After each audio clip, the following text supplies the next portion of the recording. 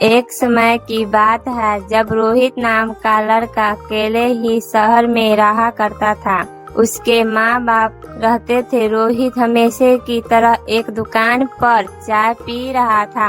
तभी वह पर एक फूल बेचने वाली आती है। फूल बेचने वाली काफी ज्यादा सुंदर दिखती है। फूल ले लीजिए सर, फूल ले लीजिए। देखिए कितने सुंदर और ताजे फूल है और इससे कितने अच्छे खुशबू भी आ रहा है। नहीं नहीं, मैं ये फूल लेकर क्या करूँगा? मेरी तो अभी शादी भी नहीं हुई है।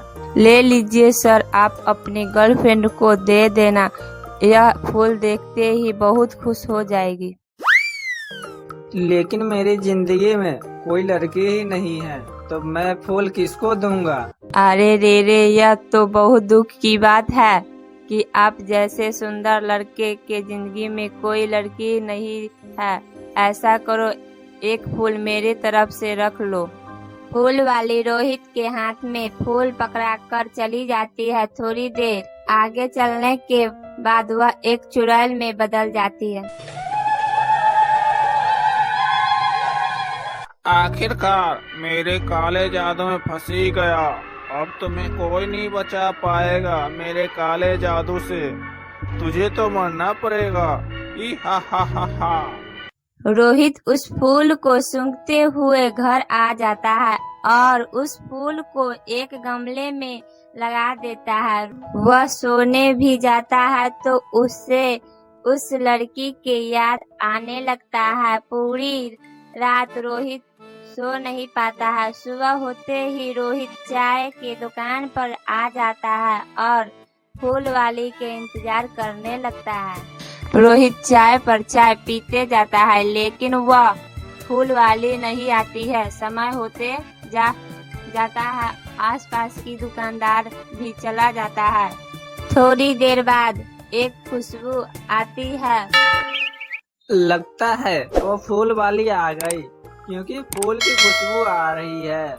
सर, आप इतनी रात को सारी दुकान तो बंद हो गई है और दुकानदार भी चला गया, लेकिन आप इतनी रात को यहाँ पर क्या कर रहे हैं? हाँ, मैं तुम्हारा ही इंतजार कर रहा था। हाँ सर, लेकिन क्यों? जरा मुझे भी तो बताइए। तुम्हारी याद बार बार सता रही थी। जब मैं सोने जा रहा था तो तुम्हारा चेहरा मेरे सामने आ जाता था। रात भर मैं सोया नहीं हूँ। अब मैं तुम्हारे बिना नहीं रह सकता हूँ। मैं तुमसे शादी करना चाहता हूँ। सर, मैं भी यही चाहती हूँ। जब मैंने आपको फूल दी हूँ, मेरी भी रातों को नींदें उड़ गई है। रोहित और फूल वाले दोनों शादी कर लेती है। एक महीने बाद एक दिन रोहित हमेशा की तरह काम पर जाता है।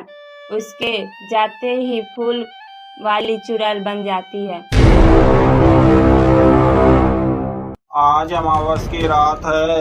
आज मुझे अपना सारा काम करना होगा, जिसका इंतजार मैं बरसों से कर रही थी। ही हा हा हा हा हा। चुड़ैल पूरे घर को फूल से सजा देती है। पूरा घर फूल के खुशबू से महक रहा था। चुड़ैल एक लाल घेरे में खड़ी होकर, अंधेरा हो गया है, काम से रोहित आ ही रहा होगा।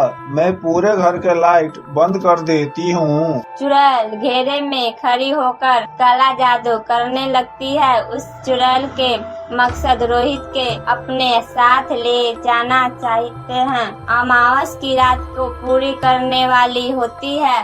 तभी गांव से रोहित के बाबूजी आ जाते हैं और सब गड़बड़ हो जाता है। बाबूजी जैसे ही घर के अंदर जाते हैं, चुड़ैल को देखते बहुत ही हैरान हो जाते हैं। बाबूजी कुछ सोचते तभी चुड़ैल गायब हो जाते हैं।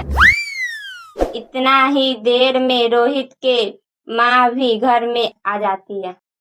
अरे, रोहित के पिताजी कहाँ गायब हो गए? अभी तो घर के अंदर आए हैं और घर में भी कोई दिखाई नहीं दे रहा है। सभी कहाँ चले गए? तभी रोहित भी घर के अंदर आ जाता है। चुड़ैल के गायब होते ही रोहित पर से चुड़ैल के काला जादू खत्म हो जाता है और रोहित के एकदम से होश आता है। माँ, आप अचानक यहाँ कैसे आ गए? आए तो अब बताना तो चाहिए एक बार। तू बता कि तेरी हिम्मत कैसी हुई बिना बताए शादी करने की। कल मैंने फोन किया तो तेरी बीवी ने कॉल उठाई थी, तभी हम आज ही आ गए। काफी देर सोचने के बाद रोहित को सारी बात याद आ जाता है। रोहित अपनी माँ को सारी बात बता ही रहा था। रोहित के बाबूजी भी चुड़ैल को देखकर हैरान होता है। तभी चुड़ैल और बाबूजी घर में आ जाते हैं। चुड़ैल को देखते रोहित और उसकी माँ के होश उड़ जाता है और चुड़ैल के साथ रोहित के बाबूजी के भी। तुम्हारी जगह बाबूजी घर में घुस आए और मैं तुम्हारी जगह बाबूजी को ले गए। अब मैं जैसा बोलूं वैसा ही करना होगा तुम सबको। इतना कहकर चुड़ैल आगे बढ़ती है और रोहित के हाथ पकड़ते ही गायब हो जाती है।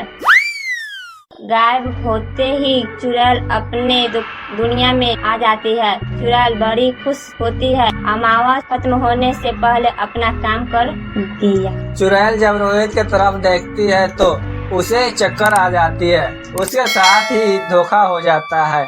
रोहित के जगह एक बदसूरत चोर आ जाता है जो एकदम काला कलूठा था। चुड़ैल अपना सर पकड़ लेती है। अरे मैं किसको ले आई? रोहित कहाँ रह गया? अब तो अमावस भी खत्म हो गया।